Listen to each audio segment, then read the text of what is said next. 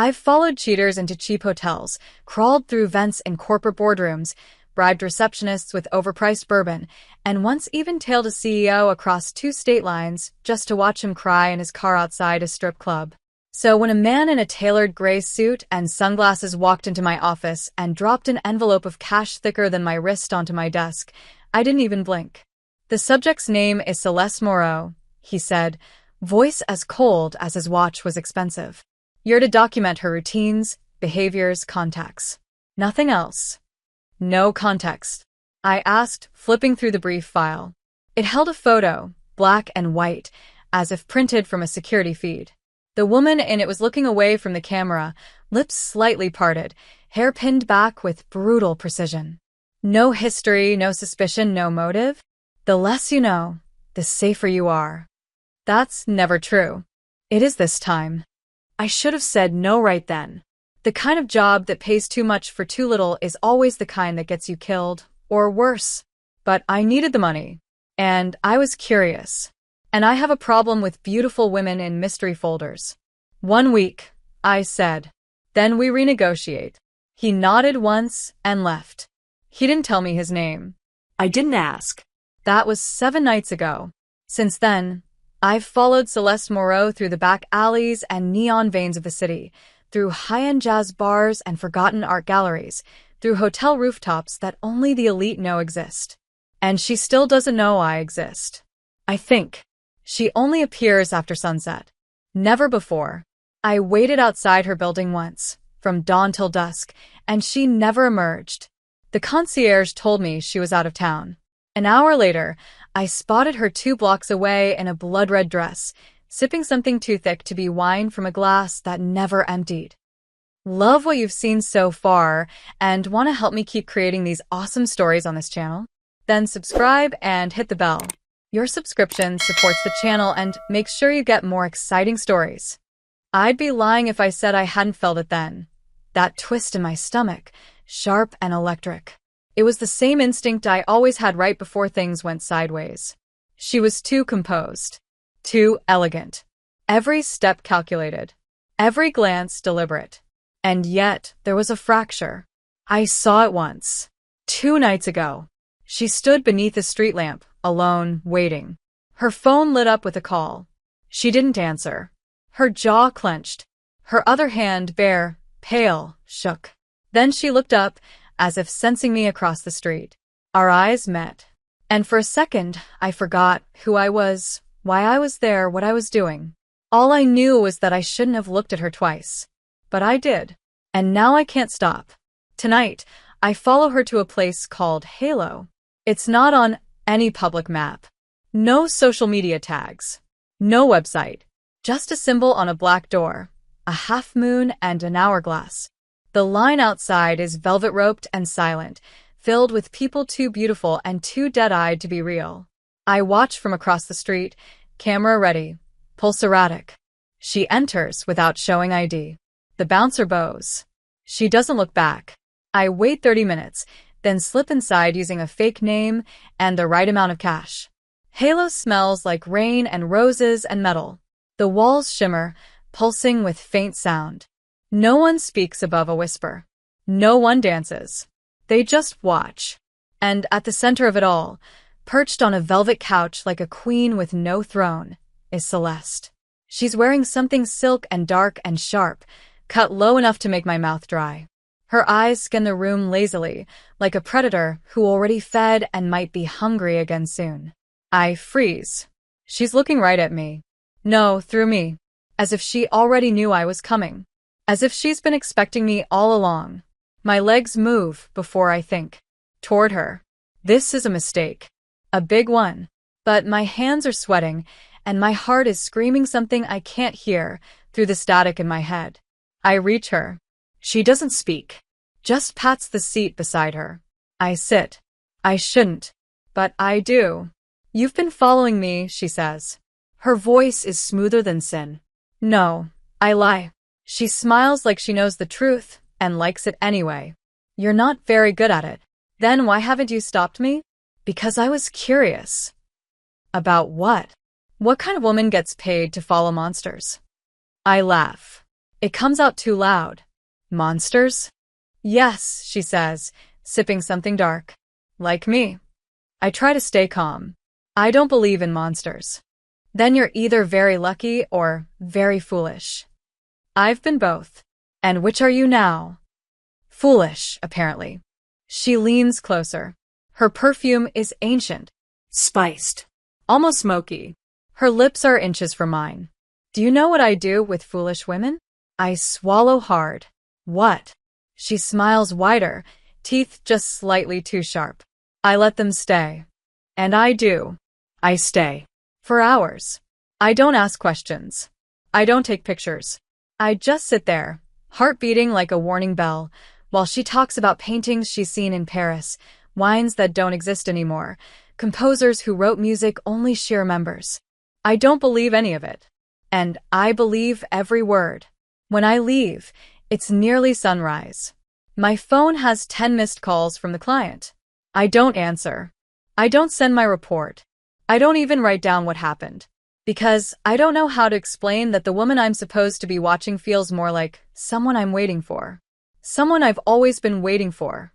And I don't know how to explain the way I already know her voice will haunt me. Or how I dream of her that night. Not as a target. Not even as a stranger. But as a shadow in my bed. A whisper on my skin. A hunger I don't understand. Yet. I woke up with her name on my tongue.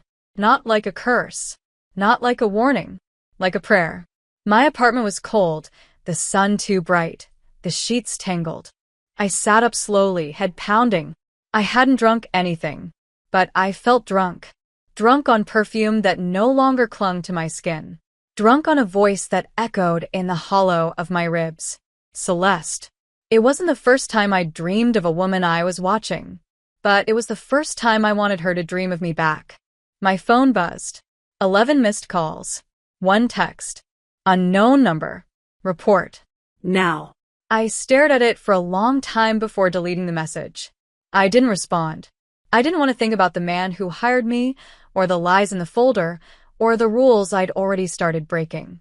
I just wanted to see her again. And that scared me. Because wanting is dangerous. Wanting clouds judgment.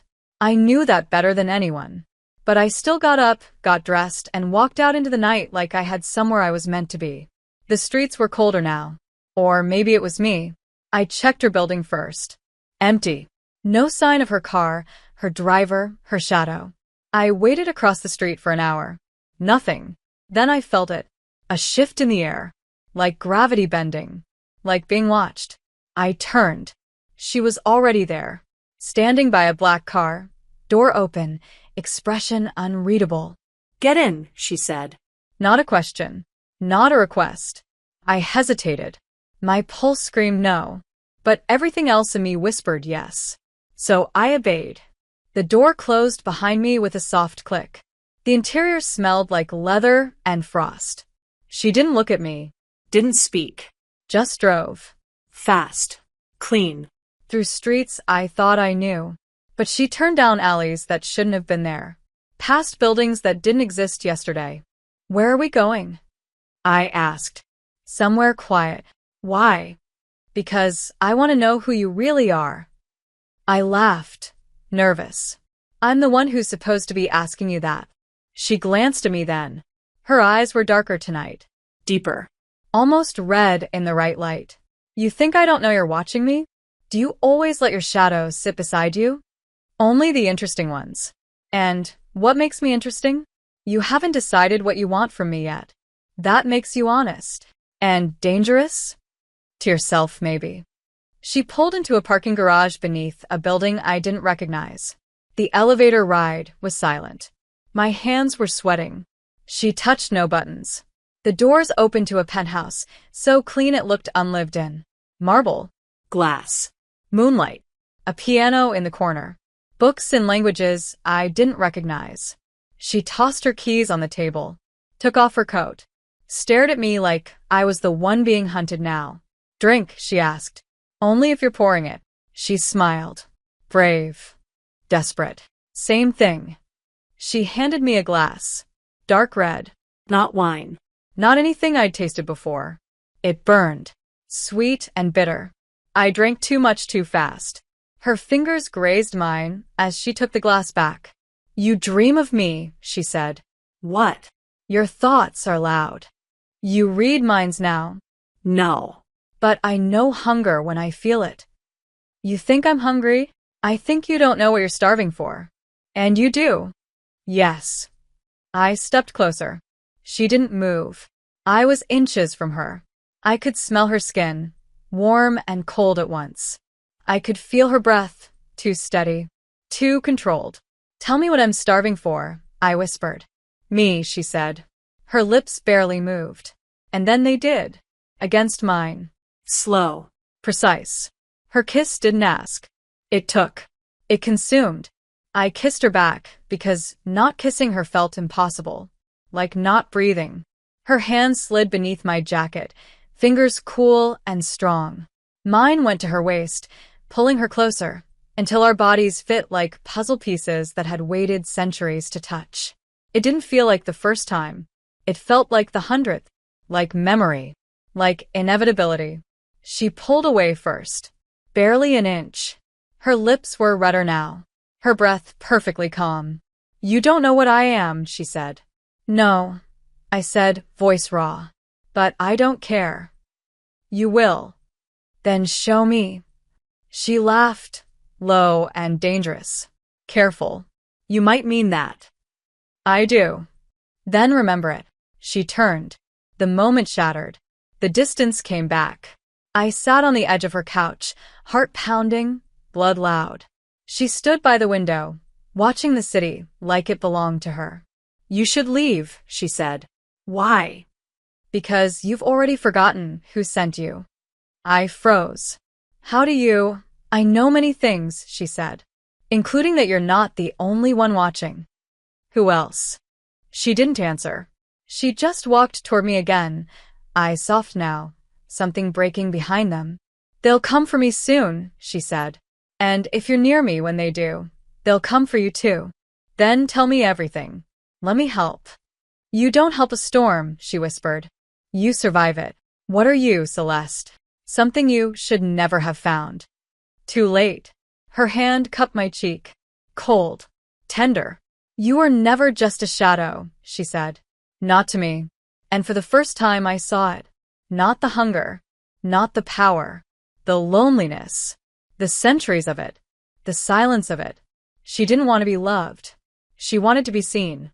And somehow, against every rule, every warning, every paycheck, I saw her. She didn't kiss me again. She didn't need to. I left before sunrise. She didn't follow. But when I got home, there was a package on my desk. No label. No name. Inside, another file. A photo of Celeste. A date. A time. A directive. Terminate. I stared at it for a long, long time. Then I set it on fire. The flames ate through the file like it had never mattered. It should have scared me. Burning evidence, destroying instructions, choosing a side before the war even started. But it didn't. It felt like clarity. Like finally stepping into something I'd been circling since the moment Celeste Moreau first looked at me, like I was more than just another pair of eyes in the dark. I stood in my kitchen barefoot, watching the last ash curl into smoke, and realized I wasn't walking away. I was going in deeper. The client called twice that night. I didn't answer. On the third call, I picked up. Where's the report? He asked, voice clipped. I burned it, I said. Silence. Then, colder. You understand the consequences of betrayal? I understand you didn't tell me what she is. That's classified. So's your conscience, I assume. You're in over your head. Maybe I want to drown. You'll get us all killed. Then stop sending girls like me to do your dirty work. I hung up, threw the phone across the room, watched it hit the wall and shatter. It didn't make me feel better. Nothing did, except her. I waited 2 nights before going back. I told myself I needed space to think, but the truth was simpler. I was afraid.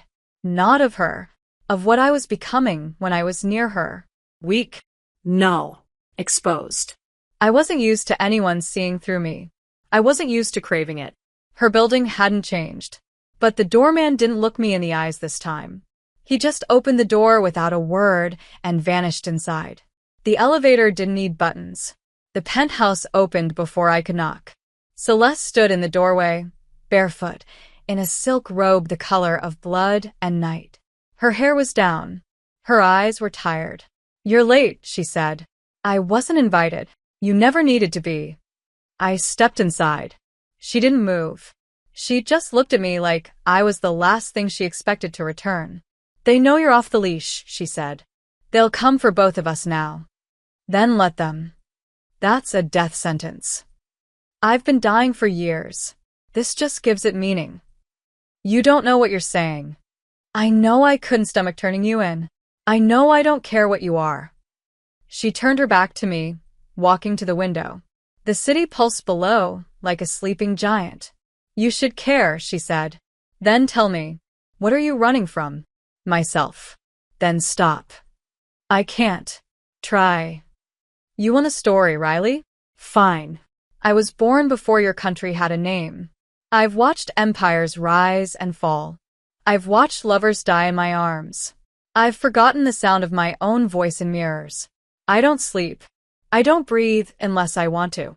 And the only reason I haven't disappeared into myth is because something about you makes me remember how it felt to be human." My throat closed. I didn't move. She kept talking softer now. "The man who hired you is part of an old order. They call themselves the Pale Ward. They hunt what they fear. And they've feared me for centuries.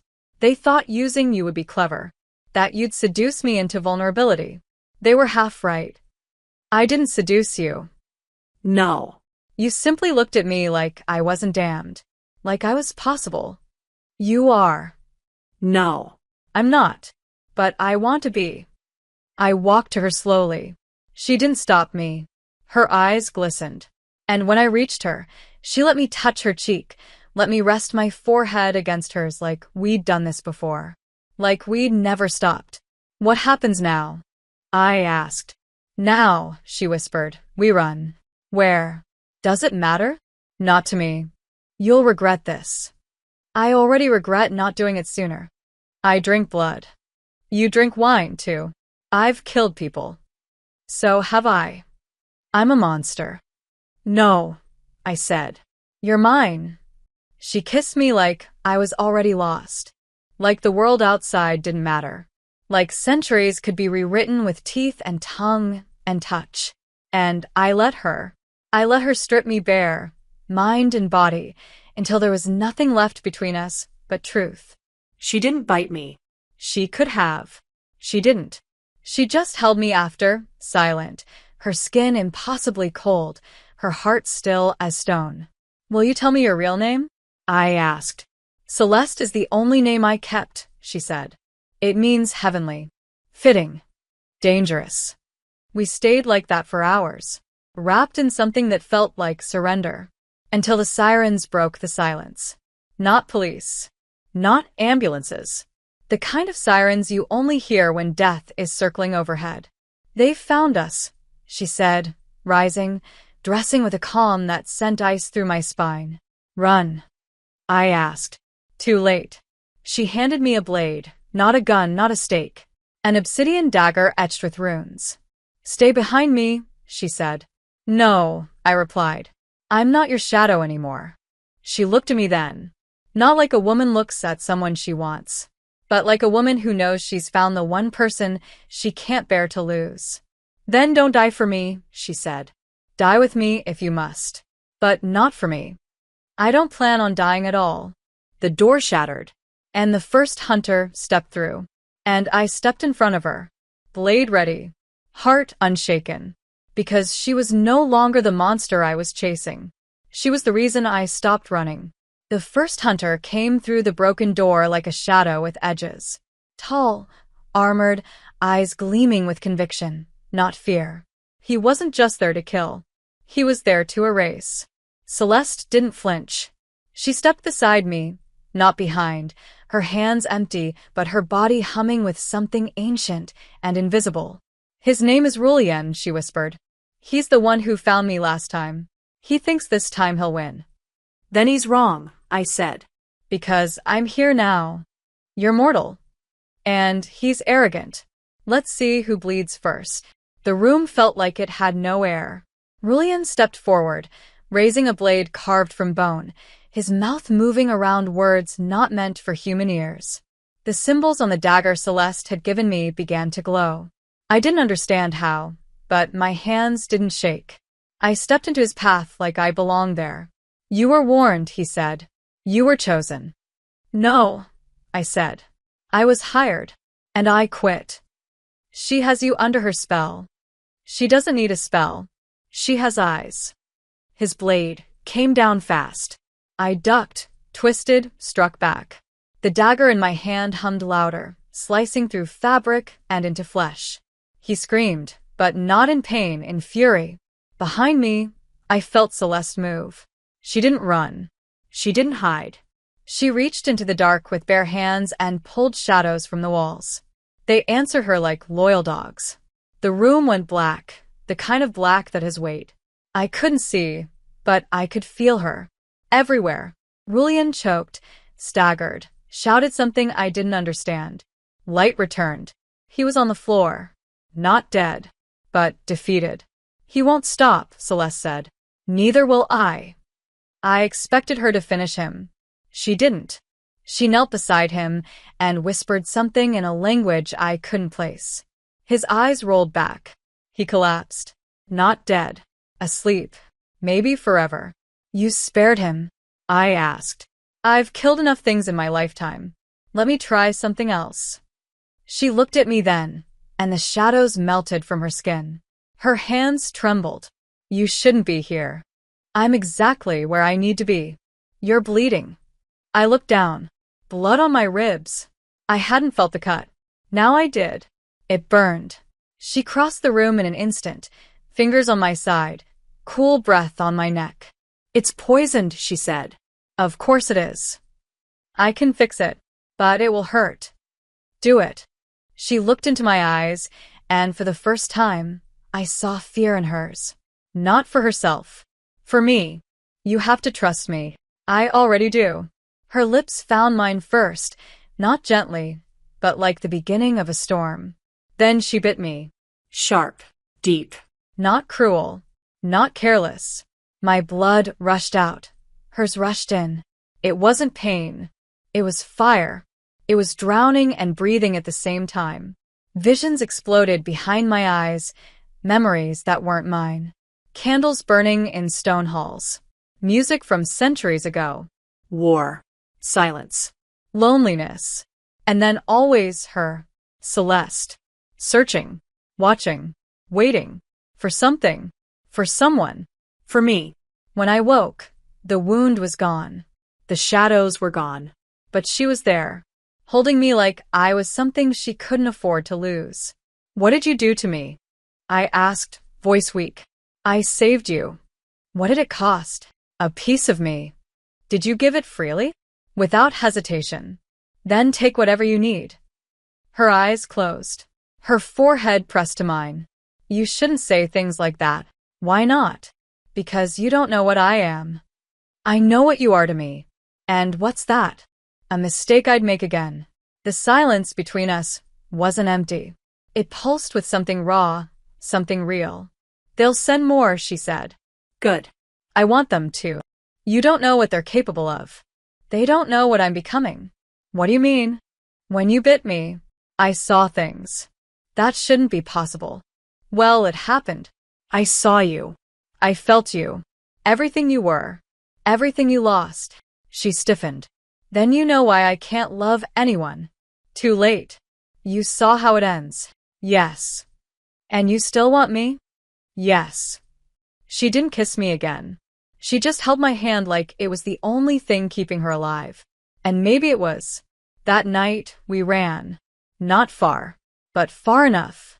We found a hotel with no cameras. A room with heavy curtains. A silence we could fill. We didn't sleep. We didn't speak much. We just touched. Slowly. Carefully. Like we were relearning each other with every breath. And when she curled against me just before dawn, her voice was nothing but a whisper against my skin. They'll take everything from you.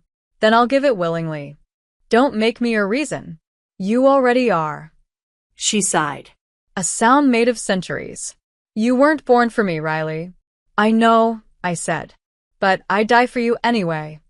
I don't want you to die. Then fight to keep me alive. That I can do. We slept. For an hour. Maybe 2. Then the fire alarms went off. Smoke. Screams. I sat up. She was already on her feet. They found us. How? I let them. Why? She looked back at me, eyes filled with sorrow and resolve. Because it's time I stopped running and started ending this. We fight. We survive. Together? She looked at me like I was a miracle. Always. The flames in the hallway weren't from the fire alarm. They were real. Controlled.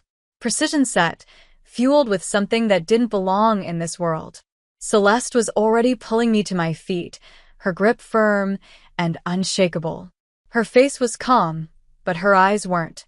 They flickered, too fast, too bright. Not just red this time. Gold. They're sealing the exits, she said. It's a containment strategy. They want us scared. Cornered. Are you? No. Good. Because I am. That makes one of us human tonight. She ripped the blackout curtains from the windows, shattering the glass with a single open palm. The city outside still slept. Unaware. Indifferent. She turned to me. Jump with me. How high is this? 7 stories. That's, trust me. And I did. I always did. We jumped. She wrapped herself around me in midair, and I swear I felt her wings. Not real ones, but something deeper.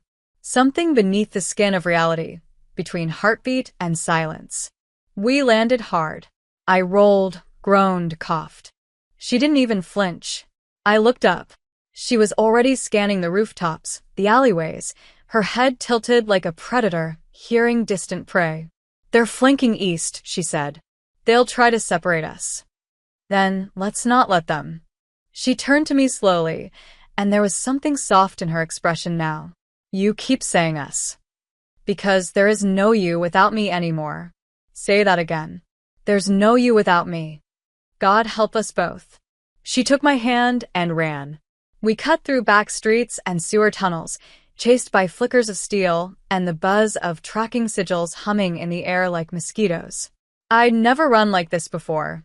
Not from the law, or bullets, or fists, but from something ancient and patient and hungry.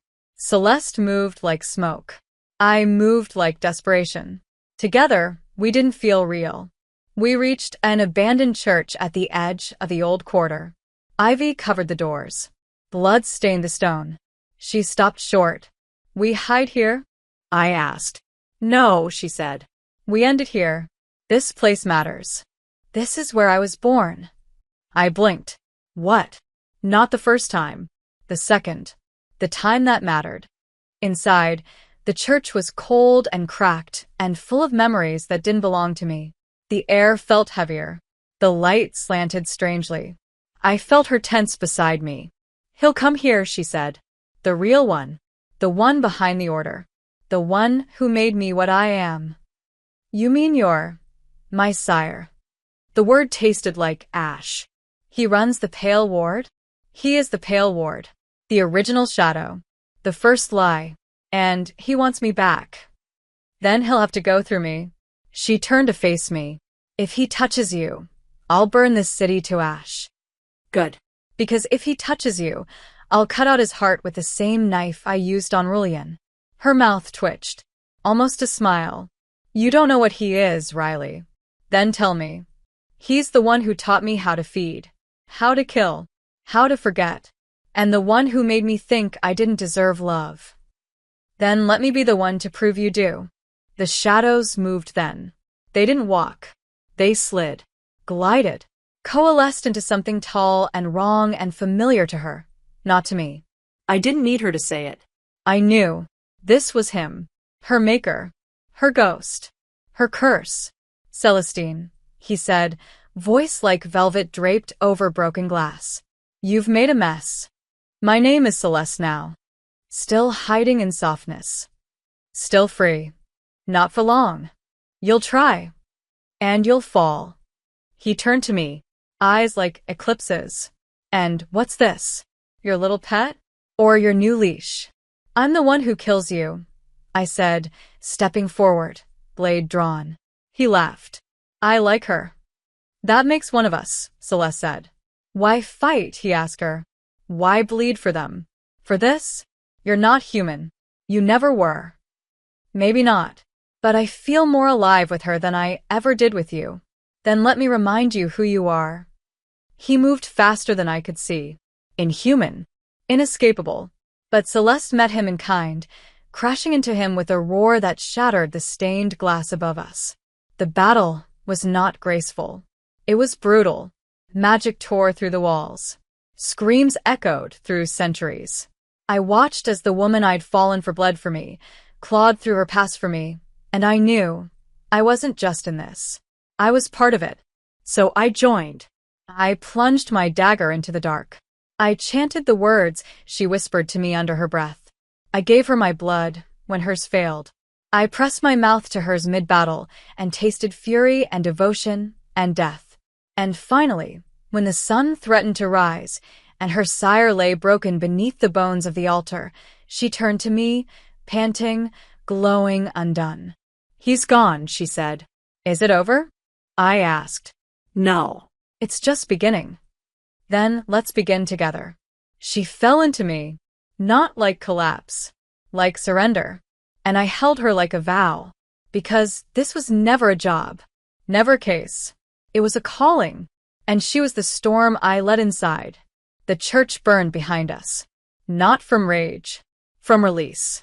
Celeste didn't look back. She never does. She walked forward through the smoke like a queen leaving her funeral. And I followed, my body aching, my blood still echoing with the magic she poured into me. Something was wrong. Or maybe not wrong, different. The dagger I used pulsed against my thigh. The air felt heavy only when I breathed. I was aware of everything. The sound of a moth dying against a lamplight, the shift in temperature every time she took a step further from me. I felt tethered to her, and I didn't know if it was love or something older. What's happening to me? I asked as we reached the safety of an abandoned subway line. Celeste didn't answer at first. She just watched me with those endless eyes, as if seeing something bloom in me that terrified her. You changed, she said softly. When you touched his blood, when you fed me yours, something passed between us. A virus? I tried to joke. My voice cracked. No. Something worse. Or better. What am I becoming? What they always feared you could be. A threat? A bridge. I swallowed. My hands were trembling. I wasn't scared. Not of what I was. I was scared of losing control. Tell me the truth. She stepped close, brushed my hair from my cheek. You're becoming like me, she whispered. But not exactly. Your blood is different. You've always been different, haven't you? I don't know what that means. You've never belonged to the world they gave you. Never followed rules unless you could twist them. Never feared monsters because you've always known you were born to walk among them. So what now? Now we figure out what you really are. Together? She smiled, small and sad. If you still want to. I don't want to, I said. I need to.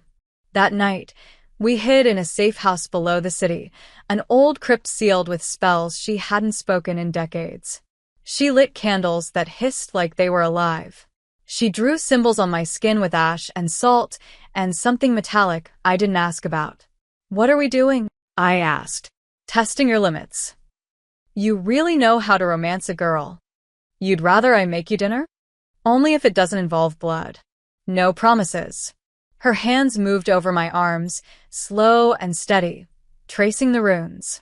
I shivered, not from cold, from the way her touch settled into me like it had always been there. You feel everything now, don't you? She asked. Everything. The shift in air? Yes. The pulse under the city? Yes. Me? Always. Good. That means it's working. What is? Your rebirth. I didn't agree to that. You didn't have to.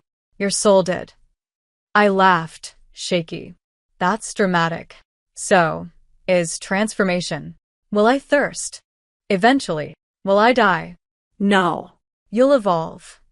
Will I become like you? She hesitated. No. You'll become more. The ritual ended just before dawn.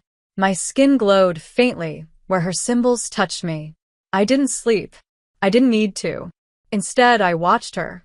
She lay with her head on my chest, fingers curled against my ribs, like I was the one anchoring her. You're scared, I whispered. I'm not used to letting people change me, she said. But you let me. I didn't have a choice. You changed me the moment you looked at me like I was still worth saving. I kissed her forehead. You are. Don't forget who we're up against next. I thought it was over. His death created a power vacuum, and monsters don't like silence. Then they'll come for me? No. They'll come for us. The Pale Ward didn't scatter after the Sire's fall. They reorganized. They appointed a new leader. And she was worse. Not older, not stronger, but crueler. Her name was Isa. No last name, no title, just Isa. She was human, allegedly, but her knowledge of supernatural biology made her more dangerous than any vampire. She didn't want Celeste dead. She wanted her studied, and she wanted me caged. She'll twist you, Celeste warned me as we moved from safe house to safe house. She'll tell you you're special, that you're rare. She'll make you doubt me. I won't. You will. Because she'll speak to the part of you that's still searching for answers. Then give me answers first. I don't have them. Lie better. I'm not lying. Then bleed better. She flinched. I regretted it instantly. I'm sorry. No. You're right. You're changing, and I'm still hiding. I don't want you to hide from me. Then I'll show you everything. That night, she took me to the place where she was first turned. Not the church. The real place. A field outside the city, where the grass still refused to grow. He brought me here, she said. He said it was mercy. It wasn't. No. It was hunger. She knelt, pressed her palm to the earth. It sizzled, and a memory poured out. Faint, silver, glowing. I saw her past. Not just heard it. Felt it. Saw the girl she'd been. The blood. The bite. The first kill. The shame. The centuries of it. And I reached for her.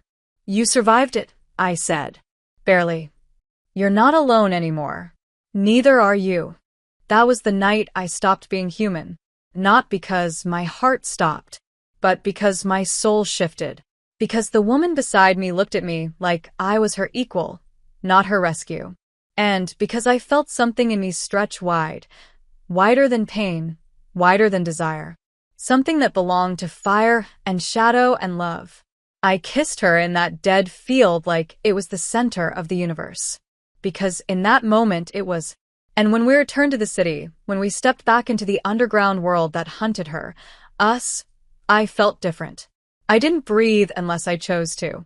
My reflection flickered. My touch lit candles. My hunger sang. I was still Riley Santos. But I was no longer prey. I was becoming the thing they feared. And I wasn't afraid of that anymore. The first time Isa spoke to me, I wasn't even in the same room. Her voice came through an old speaker mounted in a subway tunnel, metallic and calm, the kind of voice used to deliver eulogies or threats that don't sound like threats until the silence that follows. Riley Santos, she said, and I froze, because she said it like she knew me, like she'd always known me. Do you feel it now? The pull? The fire? I reached for my blade, though I knew she wasn't there. Celeste stepped in front of me, lips pressed in a thin line. She's baiting you. It's working. She wants you angry. She wants you reckless. Then let's give her what she wants and tear her to pieces. Not like this, Celeste said, placing her palm against my chest. Her hand trembled. Not from fear. From something deeper. She's not a hunter like the others. She's a strategist. She doesn't come for your throat. She comes for your soul. Then she picked the wrong girl. Mine's already spoken for. I kissed her. It wasn't soft. It wasn't sweet. It was armor. But even as her lips pressed against mine, I felt her hesitate. She was hiding something again. I felt it in the way she held me too tightly, like she already feared losing me. That night, we returned to the surface in search of new safe houses, only to find the city changed. Flyers with my face on them, missing, armed and dangerous, plastered across alley walls and bus stops. And beneath the text, in a font only someone like Celeste would recognize, glyphs, warding symbols, detection runes. ISA wasn't trying to kill us. She was trying to track me. She's not after you, I whispered, realization sinking like frost. She wants me. She thinks you're her key, Celeste said bitterly. To what? To the next generation of monsters. I laughed without joy. She really doesn't get irony. She doesn't see you as human anymore. Neither do I, not fully. But I do, Celeste said, eyes burning. You're more human than anyone I've ever met. Even now. I raised my hand. Sparks danced at my fingertips. The same shadow light I'd seen in her, now coiling in me. Especially now. The next attack came, without warning. A pulse grenade shattered the windows of the warehouse we were using. Celeste shielded me with her body, but the blast still knocked us both across the room. When I came to, she was gone. The floor was scorched. The air reeked of blood. And in the center of the room, in silver chalk, one word. Come. Rage doesn't feel hot. It feels sharp, like metal dragged across your bones.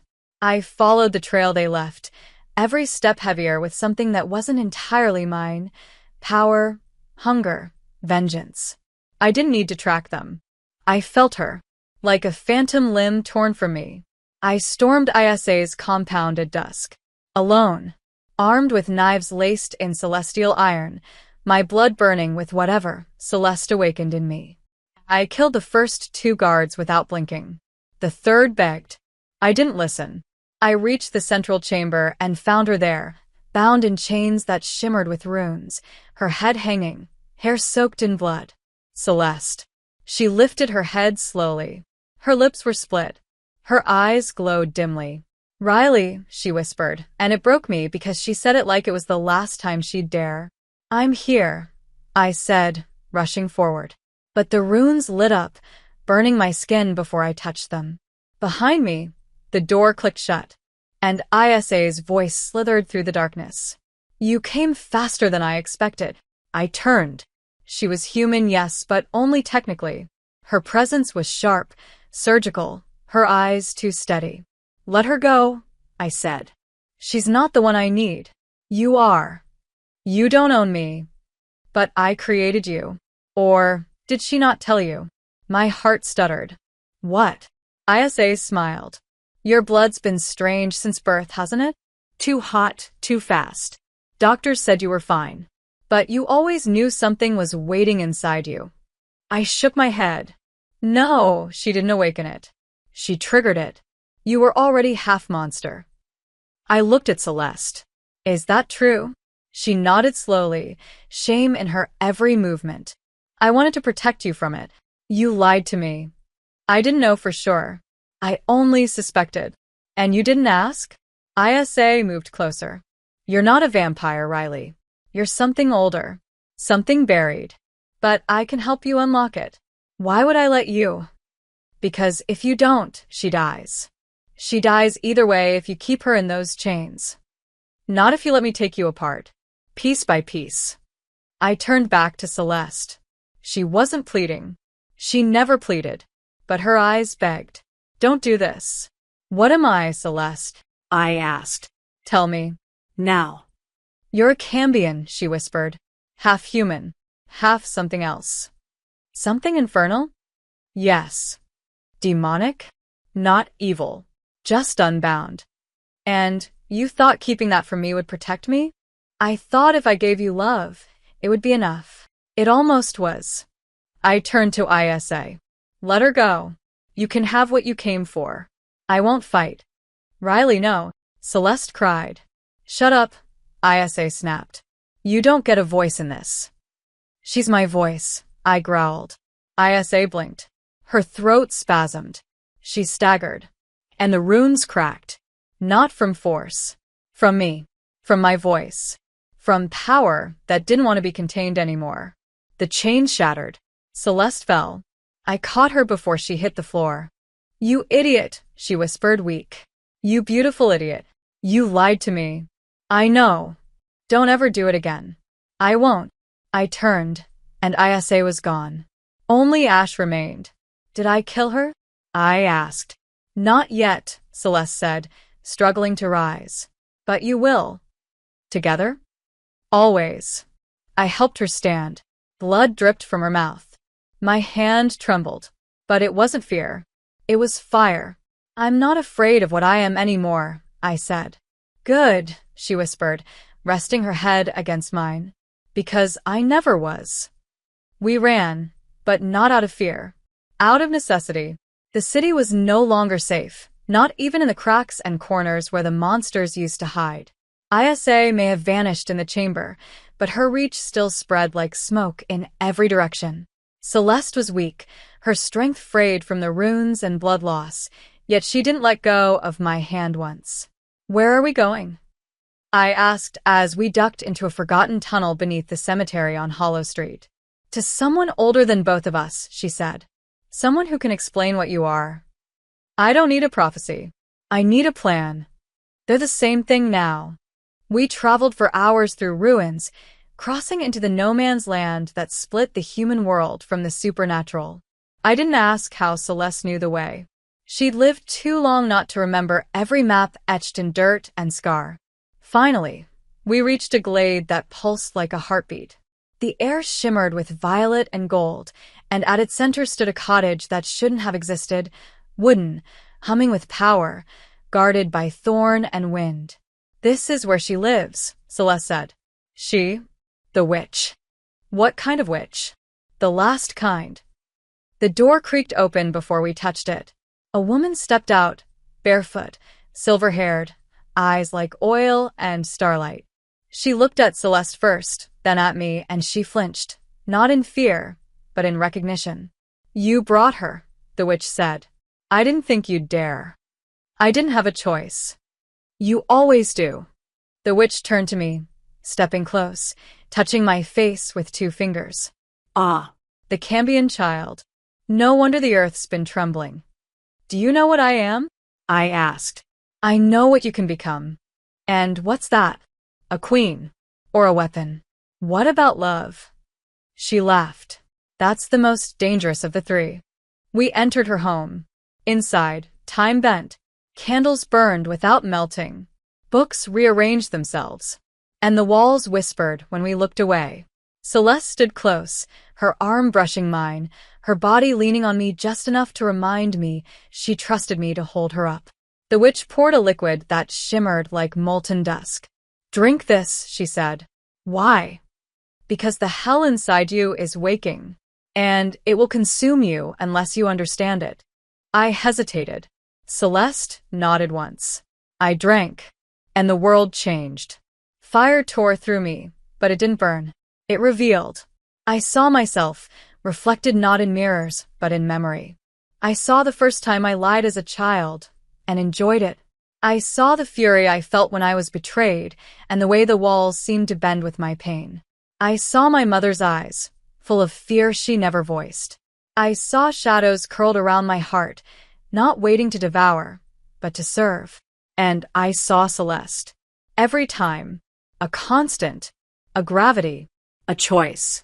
When I opened my eyes, the cottage was still. Celeste sat beside me, wide-eyed, breathless. I saw you, I said. In every memory. You were never alone, she whispered. Not even before we met. The witch nodded. You were always meant to meet. Fire calls to fire. So what now? I asked. Now, she said, you choose what to do with a power that's no longer sleeping. I stood. My body hummed. My skin glowed faintly, runes appearing on my arms without ink. My voice was steady. We fight. Even if it means killing Isa? Celeste asked. Especially if it means killing Isa. And after? After, I want to build something that isn't made of blood. With me? Only with you. The witch smiled. Then you'll need the key. She reached into her chest, not her clothes, her chest, and pulled out a shard of obsidian shaped like a fong. This opens the vault, where Isa is hiding what's left of your soul. My soul? I asked. She took it when you were born, the witch said. Your human side. She hid it to ensure you'd never feel whole. Without it, you're a storm with no anchor. Then I'll take it back. Be warned, she said. It will change you. I'm already changing. Celeste stepped forward. We do this together. Are you strong enough? I asked. Not alone. But I'm not alone anymore, am I? Never again. That night, we didn't speak much. We lay on the floor of the witch's cottage, our fingers entwined, our breath slow, sinking. She kissed me once, gently, not like fire, like rain after fire. And I whispered into her neck, I love you. She stiffened. Say it again. I love you. No one said that to me in 100 years. Then let me say it for 100 more. She didn't cry, but she closed her eyes like she wanted to remember the sound forever. The next morning, we left. The witch gave us weapons forged from forgotten languages. She gave us blessings written in blood and bone. And she gave us warnings we didn't heed.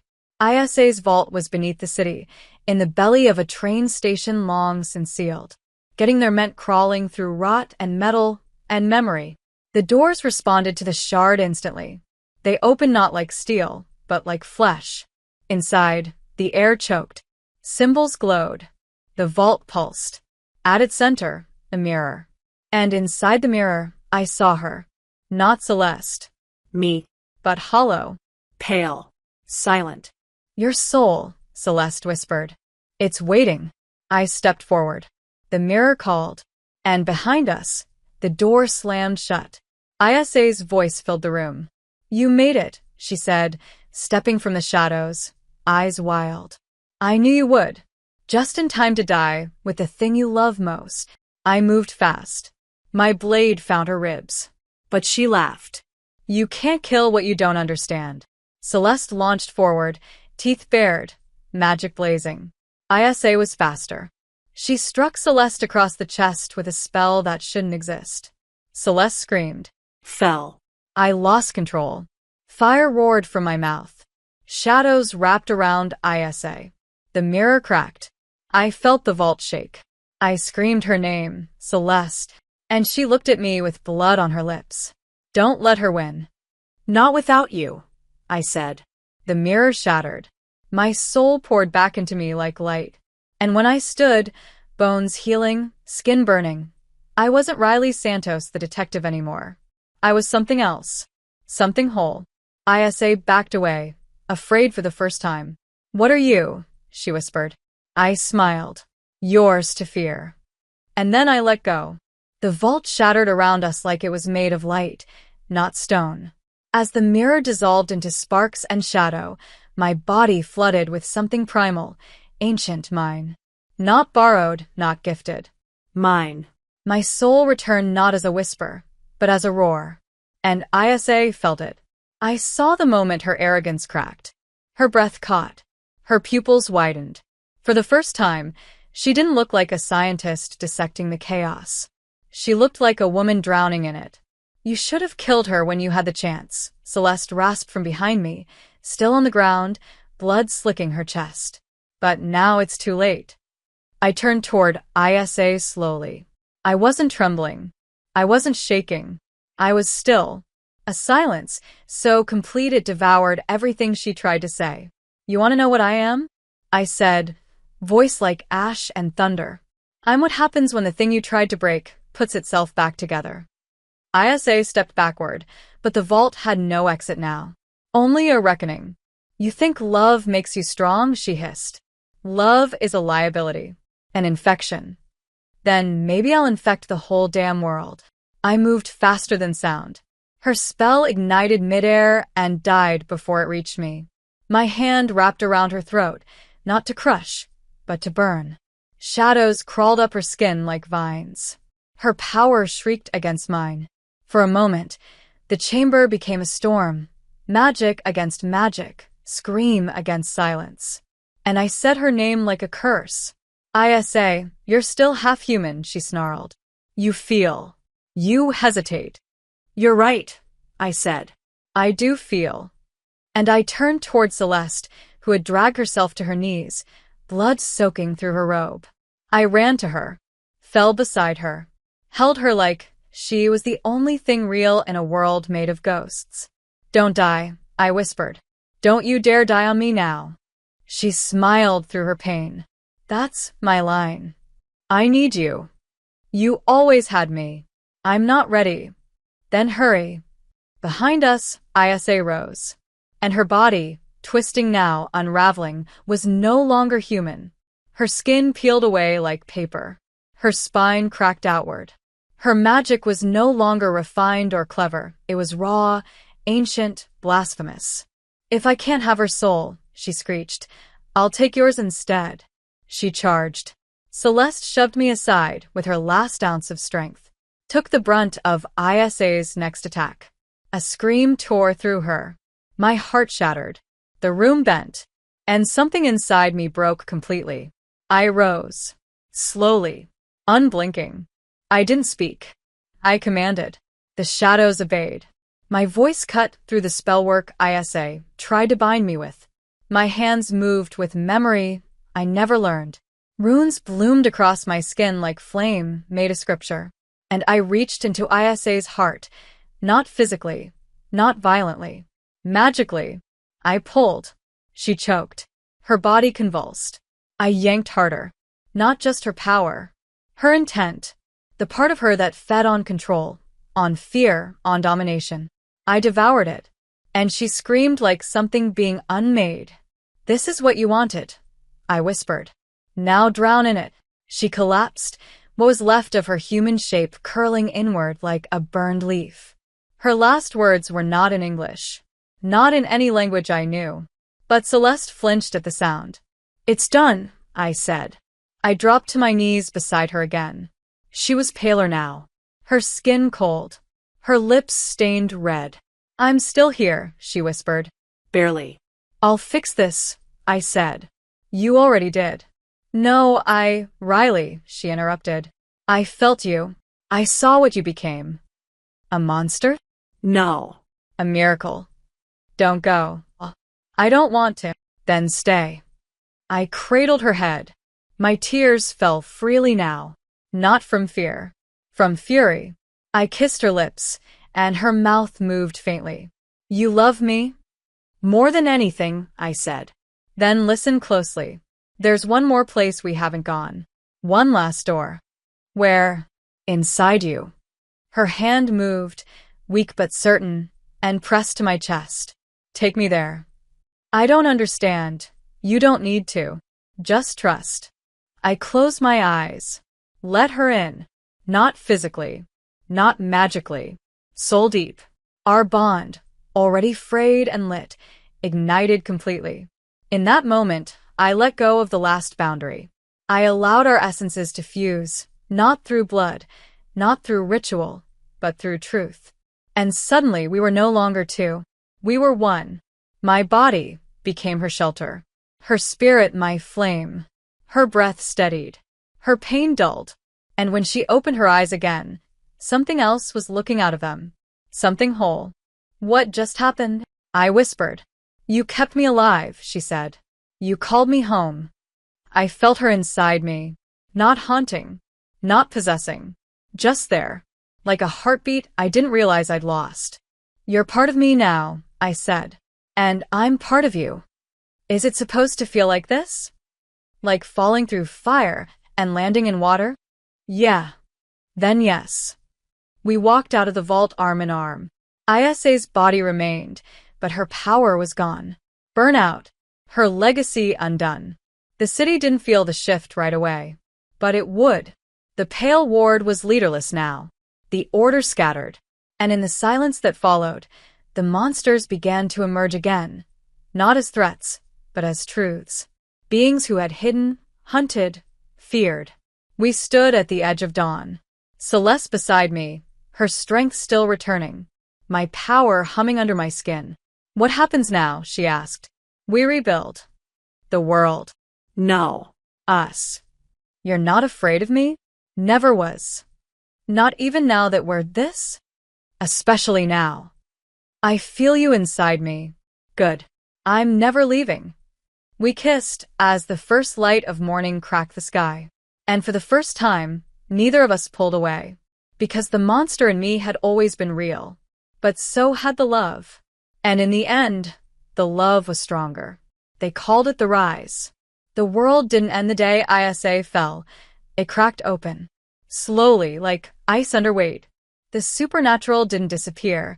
It revealed itself. No explosions, no wars. Just a quiet shift in the air. A current that said, we are no longer hiding.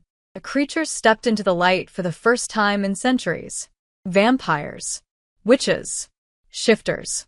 Beings that had only ever lived in myth and fear began to breathe again, not because they were suddenly accepted, but because one of their own had broken the rules and lived. The Pale Ward tried to rally. But without ISA's vision, without her cruelty, they fractured. Some fled. Some begged forgiveness. Some disappeared into the very darkness they used to hunt. And in the silence that followed, a new name began to rise. Not whispered. Not feared. Respected. Santos. I didn't want to lead. I wanted to love. But people, monsters, humans, everyone in between, they looked at me like I was more than what I'd become. They looked at me like I meant something. And maybe I did. But only because of her. Celeste healed slowly. The bond between us, formed in blood, forged in battle, sustained her when her body faltered. Some nights I'd find her standing at the edge of the rooftop, the wind in her hair, the city pulsing beneath her. They're still scared of me, she said one night. They're not, I answered, stepping behind her. They're in awe. Of what? Of the woman who chose not to destroy the world, even though she could. They see what you see. Exactly. Then they're fools.